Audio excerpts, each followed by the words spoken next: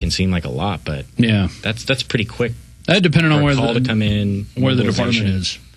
But it was very very weird typing up Joe's name in the search engine and just seeing that picture, because that that was haunting you all day, and you kept making the music association saying, "Is he a jazz musician?" I mean, I know him. Yeah, from somewhere. and it's and I hadn't seen him in a couple years, but he, when I knew him, and I talked to a guy after I found that out. I called a guy that I knew him very well, and he'd seen him about 2 weeks ago. They were exchanging microphones because they were each doing different types of recording.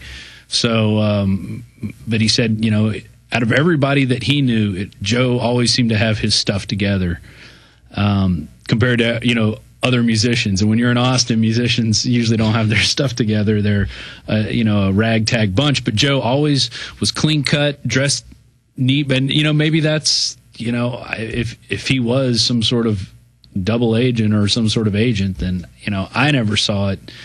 So it's going to be very interesting to see what they come out and say about, when it's somebody you don't know, you have a totally different perspective of it, because my perspective has changed since, knowing that I knew the guy. Right. Just to interrupt, I want you guys to go another 5 minutes or so, but go back to those reporters first, because that's key. That reporters think back to exactly what they were saying, Jason and Rob, because that's key that they were saying this is weird, because the public doesn't know how reporting works, that an hour and a half after it happens, how do they already know all this? Right.